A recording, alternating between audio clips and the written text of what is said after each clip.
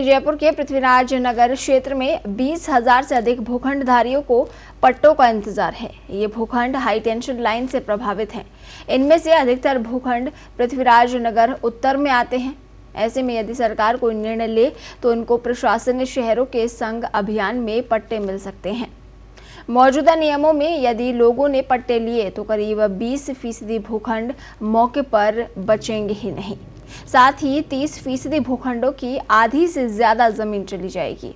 यही वजह है कि लंबे समय से यहाँ की कॉलोनियों के लोग 60 फीट और 80 फीट की रोड पर पट्टे जारी करने की मांग कर रहे हैं, लेकिन इसका फैसला राज्य सरकार को लेना है। इसी वजह से जेडीए कोई ध्यान नहीं दे रहा है। दरअसल पृथ्वीराज नगर उत्तर का क्षेत्र सर्वाधिक हाई टेंशन से प्रभावित इलाका है। अव्यवस्थित विकास ने जेडीए की मुसीबत और बढ़ा दी है। जगदम्बा नगर, रजनी विहार, निम्बार्क नगर, सुमन विहार, जानकी विहार, शालीमार बाग विस्तार, हनुमान वाटिका, हीरा नगर, जगदीशपुरी, द्रोणपुरी, गोविंद नगर, कान्हा विहार, धाबास के अलावा गांधी पथ पश्चिम, पांचावाला, सिरसी रोड के आसपास की कई कॉलोनियों में हाई टेंशन लाइन गुजर रही है। ऐसे में राज्य सरकार ने जो नियम बनाए हैं उसके अनुसार पट्टे जारी नहीं हो सकते। इसी वजह से लोग नियमों में बदलाव की मांग कर रहे हैं। पृथ्वीराज नगर में बिना पट्टे के विद्युत कनेक्शन पर रोक है। 2013 से उच्च न्यायालय के आदेश के बाद ये रोक लगी हुई है। जगदम्बा नगर विकास समिति के अध्यक्ष अनिल माथुर ने इस मामले में नगरीय विकास विभाग के अधिकारियों को पत्र लिखकर इस रोक को हटाने की मांग की है।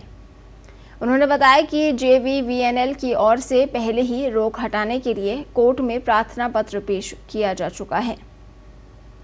और उधर पृथ्वीराज नगर में पट्टे जारी करने के लिए नगरीय विकास विभाग ने 3 फरवरी 2015 को अधिसूचना जारी की। इसके अनुसार 132 किलोवाट लाइन के नीचे 45 फीट का सेफ्टी कॉरिडोर और दोनों ओर 30-30 फीट की सड़क का प्रावधान है। वहीं 220 किलोवाट की हाई टेंशन लाइन के नीचे 60 फीट के सेफ्टी कॉरिडोर के बाद 30-30 फीट सड़क का प्रावधान है। ऐसे में 105 और 120 फीट की रोड पर पट्टे दिए जा रहे हैं। इस नियम से कई लोगों के भूखंड तक नहीं बच रहे हैं, जबकि मौके पर कई लोगों ने मकान बना रखे हैं। वहीं चित्रकूट की बात की जाए तो वहां 80 फीट की रोड पर पट्टे जारी किए गए हैं। इसी में 10 फीट का सेफ्टी कॉरिडोर भी है। वहीं विद्युत नगर में 60 फीट की रोड पर पट्टे जारी किए गए हैं।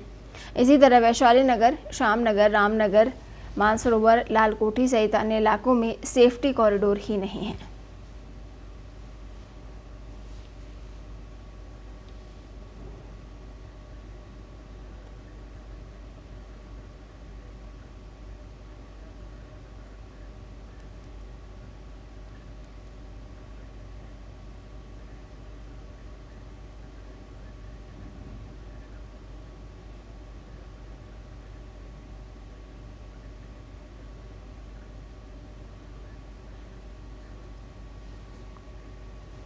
और इस खबर पर ज्यादा जानकारी के लिए अश्विनी हमारे साथ फोन लाइन पर जुड़े हैं।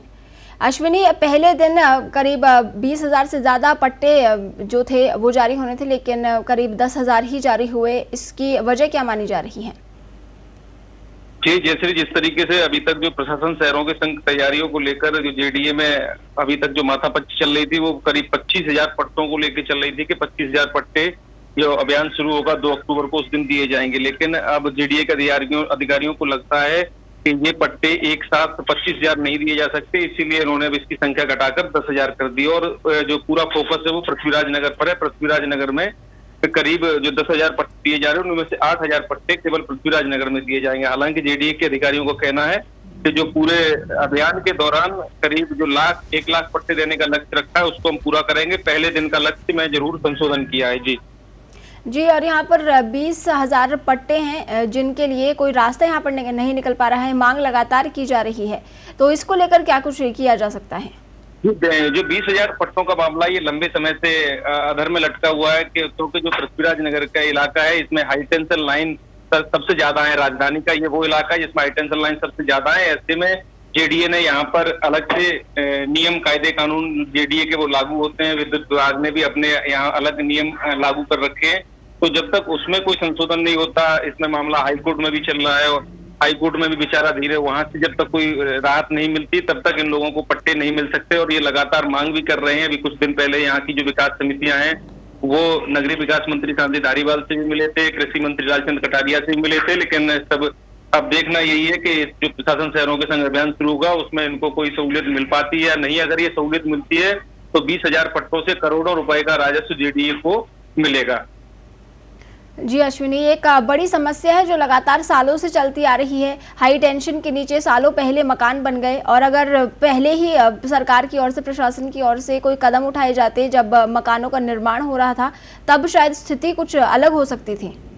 जी बिल्कुल, ये सवाल बिल्कुल सही है, लेकिन ये जो पृथ्वीराज नगर इलाका है, ये जिस तरीके आपको भी जानकारी है, हमारे दर्शकों को भी बताना चाहूंगा कि जो पृथ्वीराज नगर का इलाका ये पूरा एक अवैध तरीके से बसाया गया था। जो विकास, जो गृह निर्माण सोसाइटी है, उन्होंने मनमाने तरीके से इस पर विकास किया। यही वजह है कि यहाँ पर जो सुविधा क्षेत्र है वो नहीं है। पट्टे बाद में अलग नियम कायदे लागू होते हैं नगरीय विकास विभाग के यहाँ पे।